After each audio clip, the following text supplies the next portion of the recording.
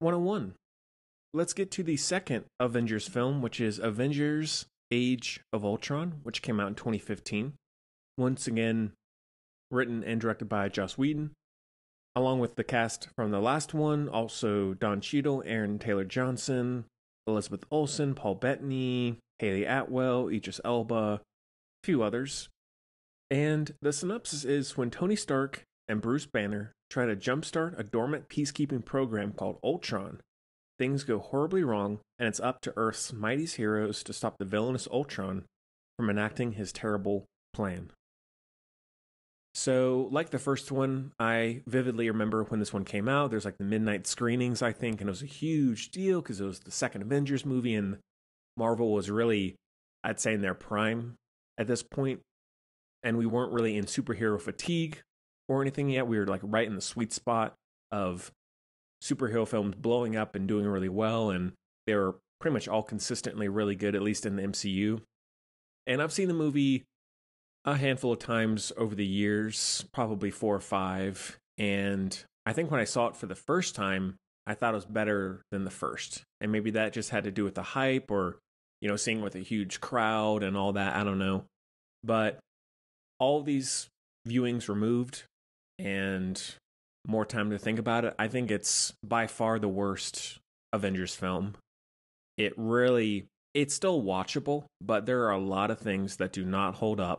And it's honestly a bit of a slog to watch sometimes. Like, I think all the character stuff still really works. The sequences with Natasha and Bruce Banner, like taming Hulk, and the flashbacks with her character, the death of the Avengers dream with Iron Man. Like, there are a lot of good one-on-one sequences, or the woodcutting scene with Captain America, like all that stuff. Like, there's a lot of good dialogue-driven, emotional moments in the movie that do keep it afloat. But the biggest thing, as opposed to the first, whereas I think the first, like I said, the third act action sequence is the best part of the movie, I think it's the opposite for this. I think the best part is probably the Somalia, I think it's in Somalia, that warehouse attack with Ultron, that's great. But everything with the highway sequence and then the final Sokovia action piece is so long. It's so repetitive, it's bombastic, it's tiresome, and it feels like it just won't ever end. And so really, when it gets to that point in the movie, I'm just like checked out. And I want to give it more benefit of the doubt. And there are still a few moments here and there within those sequences that I enjoy, but it's the big picture that really brings it down. So that's by far the biggest problem with the movie that does not hold up. But putting aside like action sequences or scenes that I like, the best part of the movie by far, character-wise, is Ultron. That's easily one of the best Marvel villains, superhero villains that we've ever had, in my opinion. The writing is great, the performance is amazing, the look of the character is great. Like, it's a fantastic character that fully holds up. And so whenever that character is on screen, I'm engaged for a variety of reasons. But he's really not in it enough. I do like, though, the creation sequence where it's sort of partially made Ultron. I love that design. And then his recruitment of Aaron Taylor Johnson and Elizabeth Olsen, which that gets to another point. Performance-wise, most Marvel movies are pretty good, and I don't really blame either of those two actors for their performances in this, but they're by far the weakest links. And I think mainly it's the accent. It's just overdone. It's not consistent.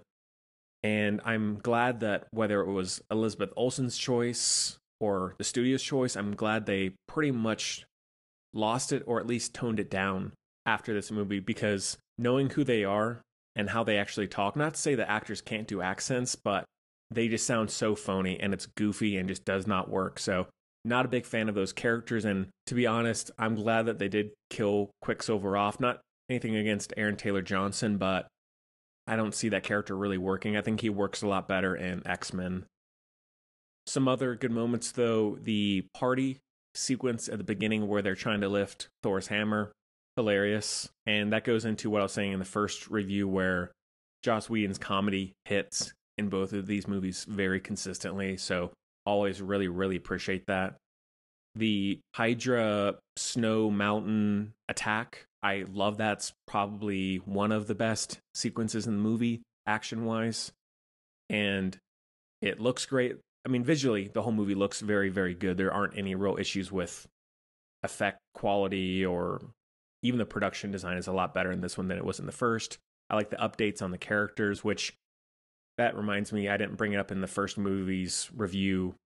Aside from the quality of the costume design itself, I'm so glad they updated the characters' designs, at least most of them, for this movie and so on and so forth, because characters like Thor in the first one just do not like the design. The costume, the hair, it just does not look very good in retrospect, but I'm really glad that they improved all of that for this movie. So that's a plus.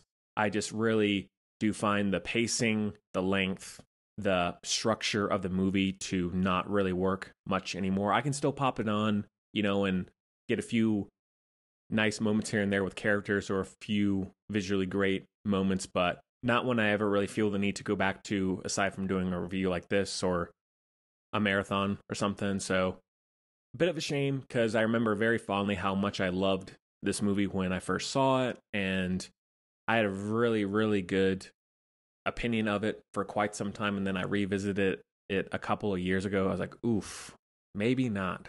So, yeah. Anyways, that one is a light 3 out of 5.